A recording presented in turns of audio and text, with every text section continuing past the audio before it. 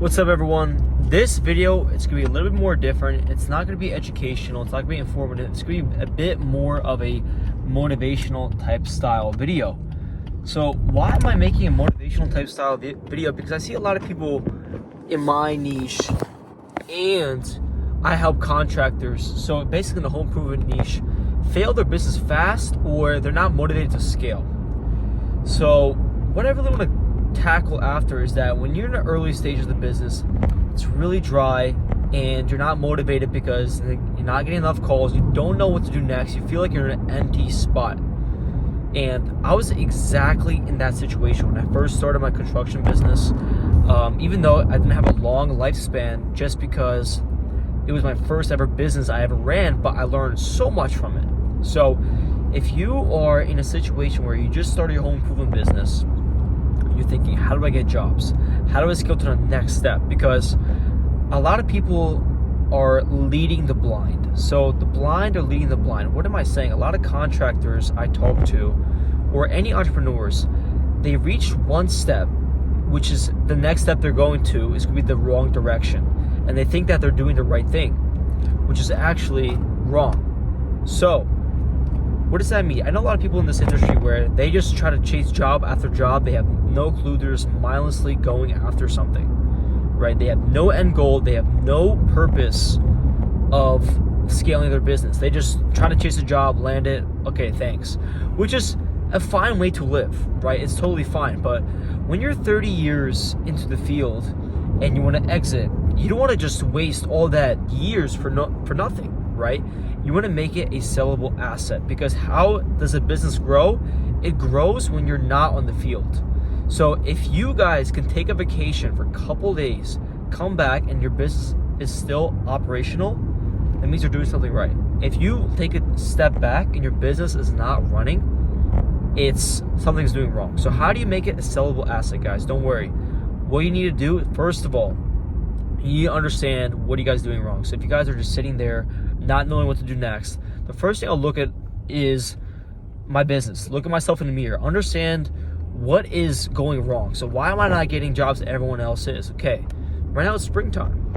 What should I do? So you got to think outside the box, because everyone else right now is by doing door-to-door sales, trying to post on Facebook groups and comment underneath a person's post, hopefully just to land a job.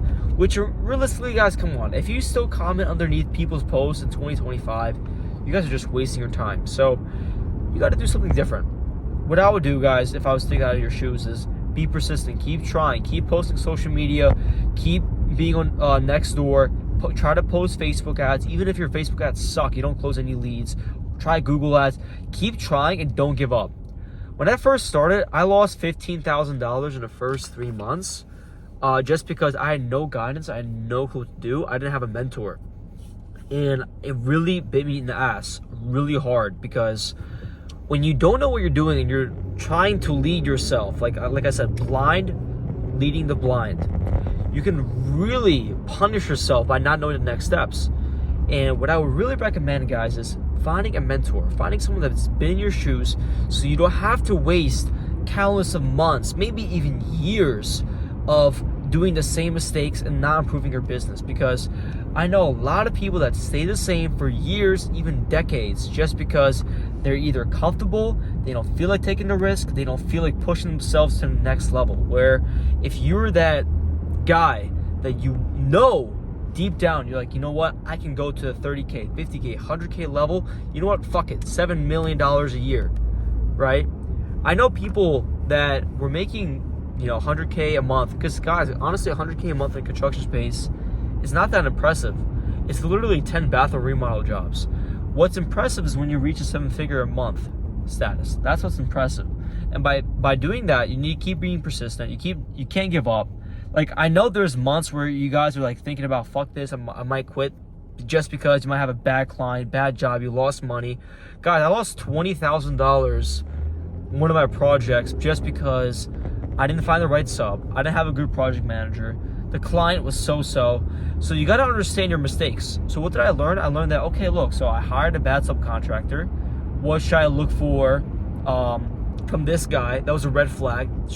that I should do for the next guy. So I learned that this guy, he gave me a red flag about communication. Okay, so now next time I hire a sub, I got to understand that his communication needs to be on point. He needs to show up to job sites. He needs to have a proper attitude. His bid needs to be good, right? He needs to have good social presence, because I know a lot of subs that just hire just because, hey, look, man, I know how to pick up a hammer. I know how to do it, but they don't. So you got to have a good hiring process. Another thing is picking your clients. When you first start, obviously, of course, you just want to get any job you can. But I think it's honestly smarter to only go for high quality jobs, because you're going to make better return on your investment long term. At first, yes, you might make a couple K, you might make $10,000, but if you really want to scale to the next level, you need to find these high quality customers. What does that mean? Maybe real estate investors, flippers, developers, just rich people in general that don't really care about pricing too much. They like you, they like your presence, they know that, okay, if you show up, I'm not gonna have any issues with the job. So guys, just keep going, keep pushing. That's just the summary of this video. And guys, if you want to have any questions on how to advertise, what should you do for your next step for your business, go to my link in my bio and let's schedule a call, guys. Take care.